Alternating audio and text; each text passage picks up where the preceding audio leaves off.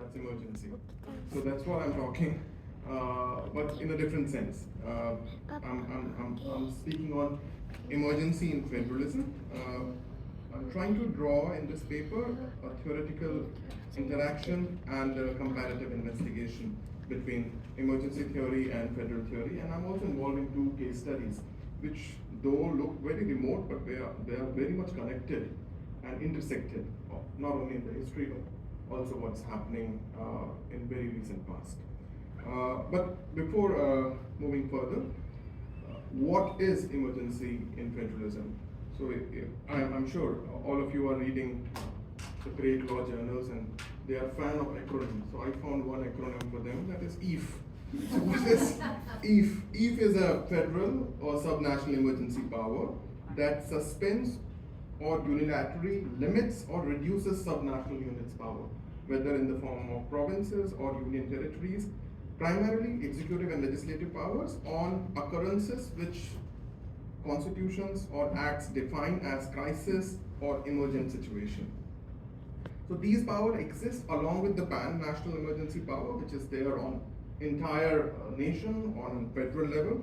But this power is there basically to suspend and seize provincial and executive and legislative power, and specifically on very vaguely and very poorly defined emergency clauses which are there in the constitution. And that's why I'm trying to draw an intersection between two theories. One set of theory is emergency theories, and emergency theorists often ask, they generally, whenever you will read from Schmidt to Dijkhuis, everybody starts with this line, which I find very convenient, that could emergency be the moment of truth of law and democracy, whether law can predict emergency and restraint emergency powers. And if you go through federal theories or articles written by federal theorists, they also start with somewhat similar sentences. They say that what are the evolving and devolving contours of federalism, whether federalism has a space for suspending subnational power, and if it is suspending subnational power, can we still call it federal? But I find that there is a deliberate, if not inadvertent, isolation in between these theories.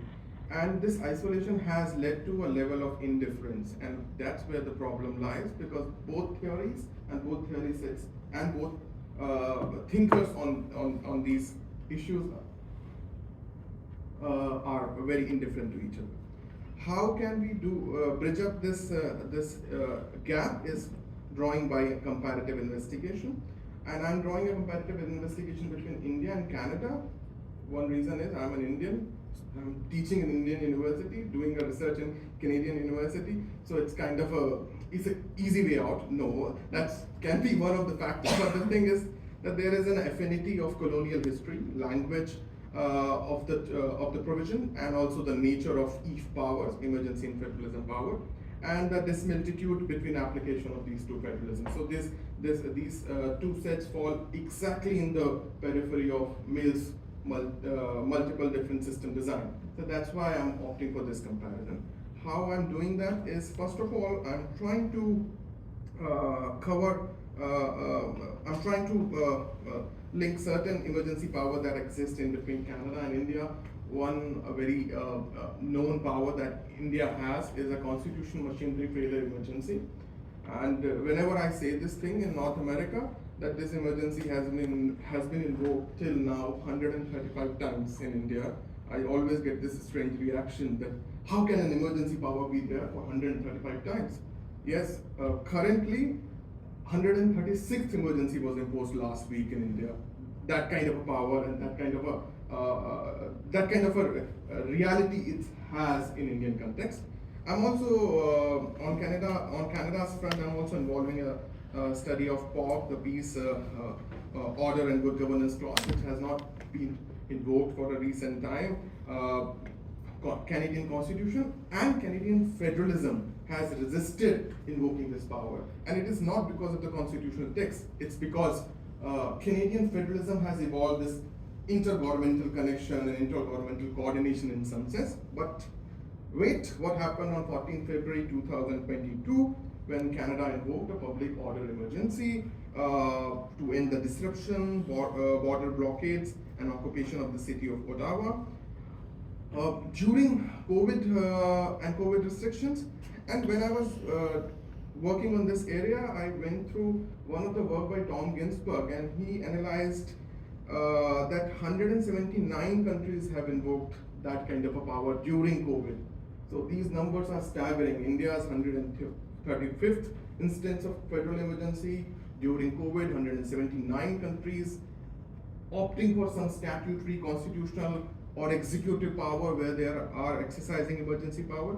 And that's why I'm trying to first of all reveal the theoretical paradox that exists in between in reference to these power theoretically.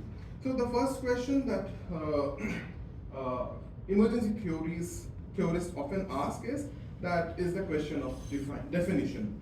That means, can law identify triggering factors of emergency? And the bigger question is, should law identify? Because if law will identify, sovereign would be somewhere abided by those triggering factors. So there was one school of thought, which was traditional school of thought. Schmidt started debate on that, then Locke joined and Hamilton also joined, which believed in indefinability of emergency situations and emergency powers.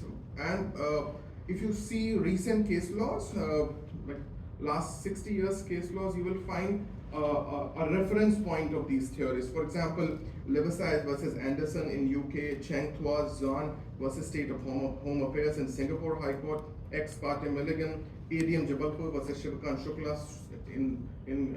by Indian Supreme Court, also Suresh versus Minister of Citizenship and Immigration.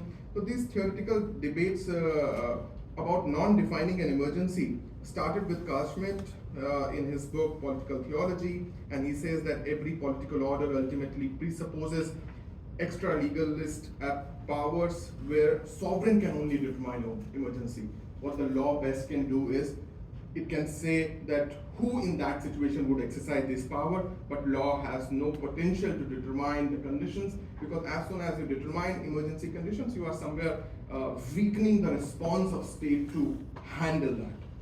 Then with the wake of liberalism and democracy, Ackerman, Dijkhuis, Ginsburg, they kind of worked along the lines of these theories, also criticizing some of these theories. And one thing that they particularly brought out, maybe at times hidden, not that much hidden in Ackerman work, but kind of Ginsburg work, it is a hidden meaning. Dijkhuis is somewhere in between, but these emerging new theorists say that it's possible that you cannot determine all emergency situations, but you can identify triggering factors. Now this is a new term there in emergency theory. What are triggering factors?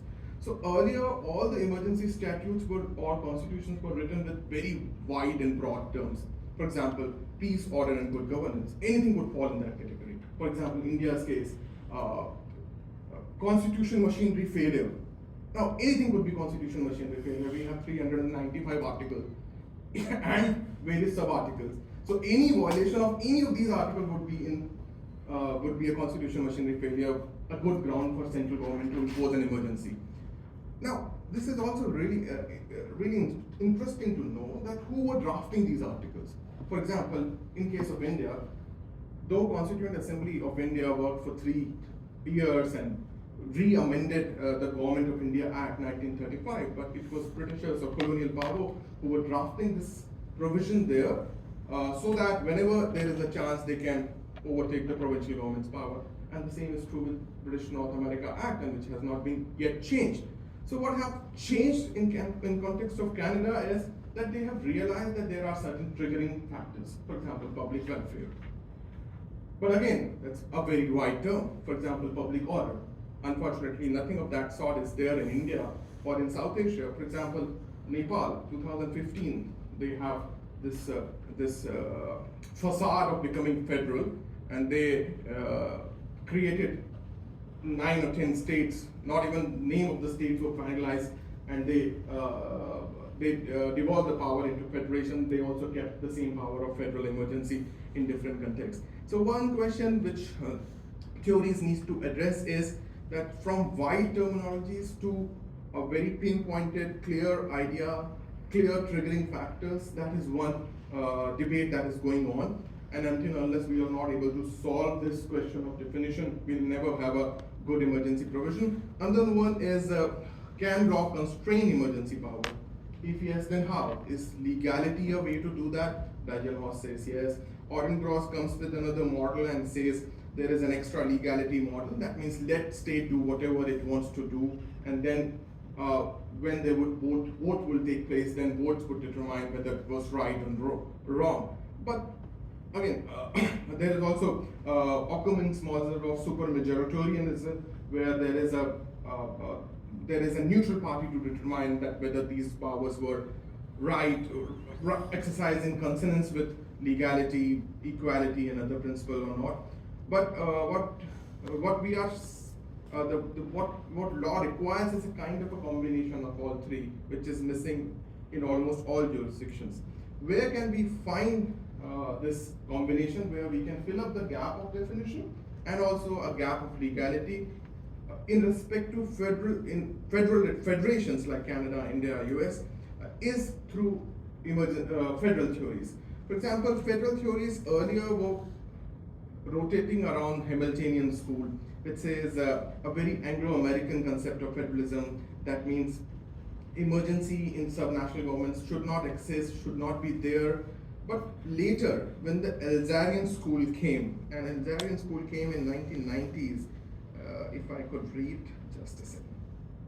So David Elazar conducted a study of 93 countries, and he said that in 93 countries you will find some element of federal power sharing, and also in these elements of federal power sharing there could be some cleavages that we need to highlight, and those cleavages were the federal emergency or subnational emergency.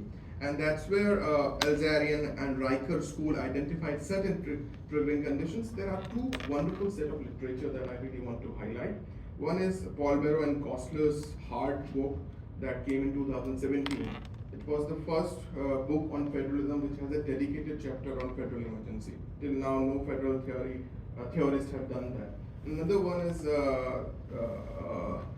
Patricia Poplar's book, 2020-21, which is one of the very celebrated books. It's the book's title is Dynamic Federalism, and where she divided one part of her entire book on federal emergency power or subnational emergency power. And I often quote Patricia Poplar because in that part she quoted two of my articles. So it's like I'm biased towards her, but I'm happy that now federal thinkers, the gap which is there by emergency thinkers is not being fulfilled by emergency theorists, rather being fulfilled by federal theories. That is, I think, one of the goals of LCH, to fulfill theoretical gaps by drawing interdisciplinarity into the theory. So that's how that is they are trying to fulfill.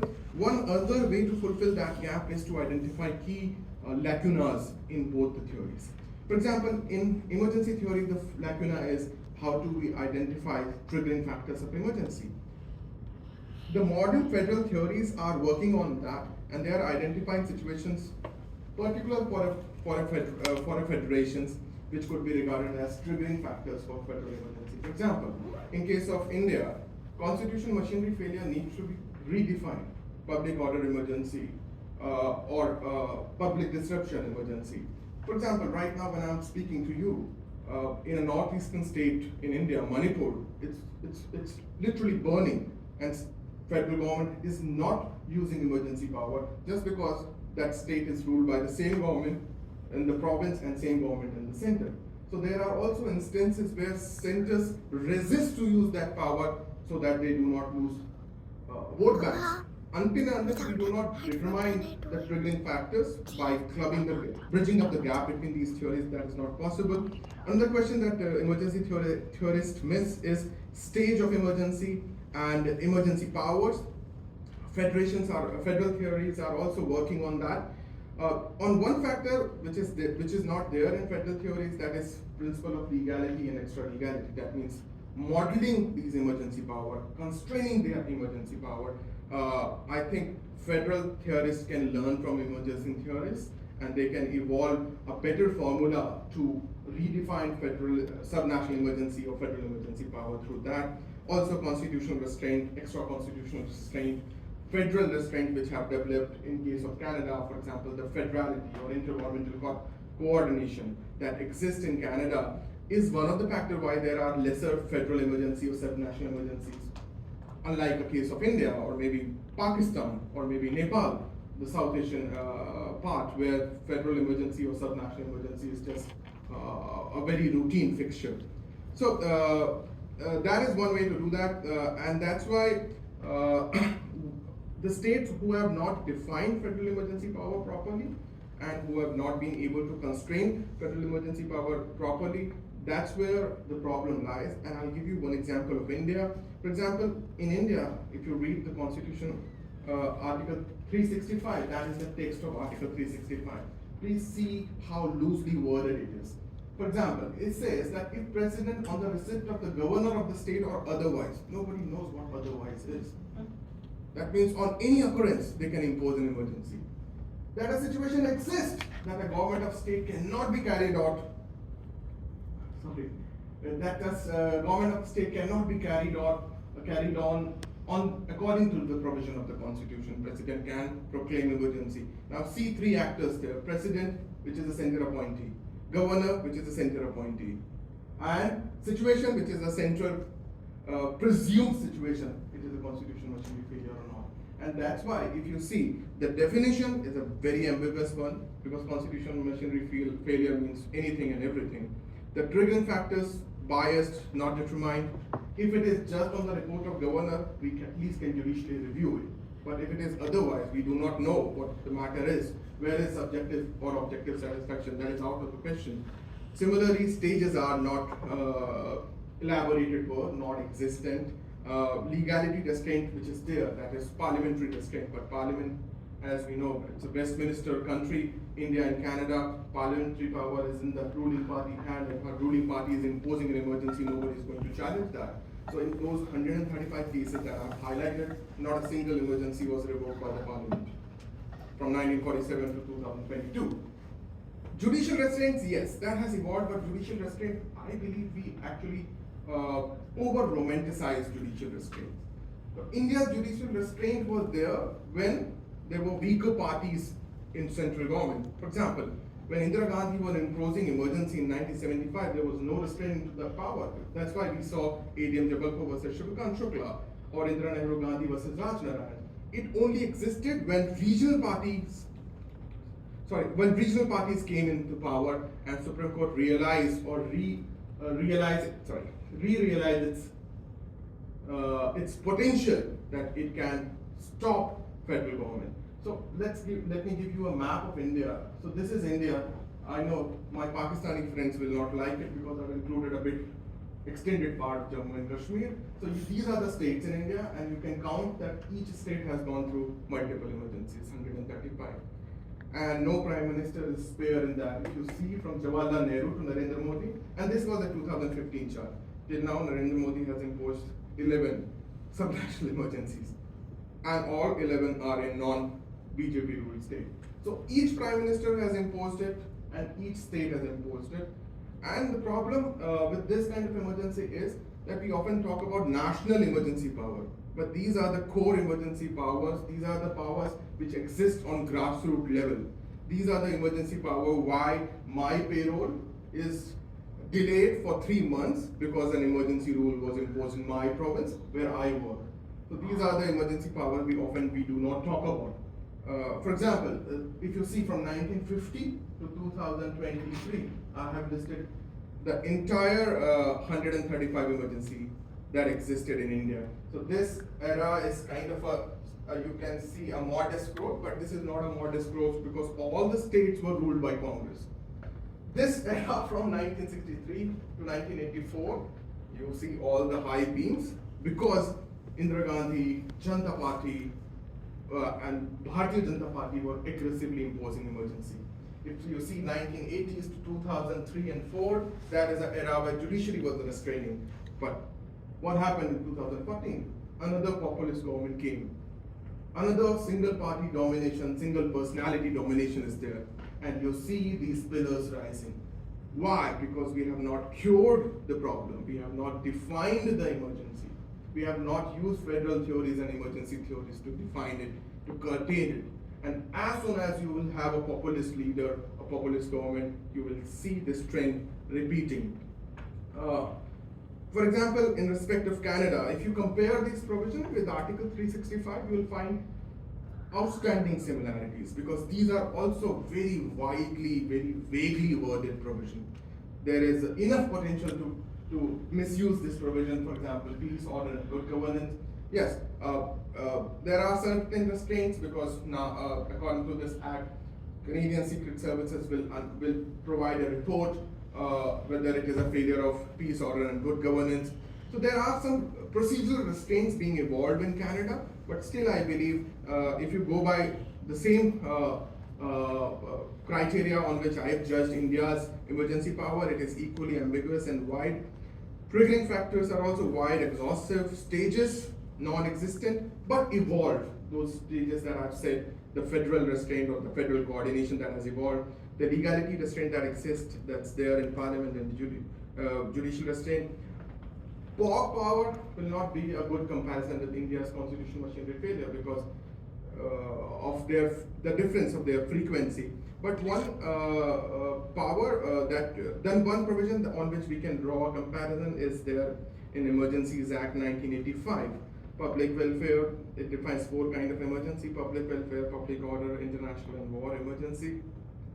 And if you see, there is at least a better definition of emergency when we say about public order, public welfare, international emergencies, and war emergencies. There are federal restraints under Section 25, Section 58, 59. The parliamentary restraints are there. There are also stage-based restraint, that is pre-emergency restraint and post-emergency restraint. Also, one wonderful thing that happened recently is when it was invoked, there is a public order emergency commission which was instituted, and they installed a hearing, and then they released the report, which is a migraine for me because it is such a lengthy report. But I have to go through. I'm working on emergency law, but at least it gives me an idea to think. It gives me an idea to identify those triggering factors. That kind of a provision doesn't exist anywhere, at least in South Asia, and we cannot even think of evolving these things anywhere soon, because federalism is somewhere dying under a populist government. But another thing which is not there that much good in Canada is the provincial legislation. For example, I'm ending. So, for example, a new Brunswick Emergency Measures Act, it doesn't give clarity on definition as well as the contains mechanism, whether present or imminent event, or minister or municipality to protect the property, health. For example, Manitoba province has a dubious provision of routine emergency versus grave emergency. Quebec and BC limited emergency power to natural catastrophe. Yukon, peace time and wartime emergency. I'm very new to these acts, I'm just reading, but I found at least definitionally, on the point of definition, they are very much vague, ambiguous, uncertain. Parliamentary and judicial restraints are still not evolved properly. Stages are not there. Extra legality restraint and feedback restraint in any of these emergencies, that is provincial emergency, do not exist. That's why I have 4 C's as a cure for EAF. First C is clarity on definition, operation, and restraint. And second C is, which I believe is the most important C, is combination of federal and emergency theories to generate a theory of EAF, emergency and federalism. And I believe that would be a good article to publish sometime. People will work on that, and if we can combine these theories together, which is a Herculean task, then that can be a path-breaking concept. Also, coordination, the interjurisdictional coordination, federality, federalism, party politics, judiciary, and all those kind of restraints, if they are combined together, then there is a better way to do that. For me, I think one thing I can start working on that is drawing a comparison. That's what I'm drawing. So any research, any study, any dialogue, or anything to learn from other federation is one of the key. I'll just end with Douglas Verney's line, which he says, and I believe maybe one of the factors why I'm doing research on this is there is Douglas Verney, as Douglas Verney says, that there is nothing to stop a federation in crisis, in evolving and inventing something new. And I can say this thing that all federations are in the crisis. So all federal thinkers, emergency thinkers, please come together, rethink, reassess, redefine, legalize, and rediscuss the concept of emergency and federalism. Only then we can lead to some of the cures of Eve. That is from my side. Thank you so much. Thank you so much, Martha.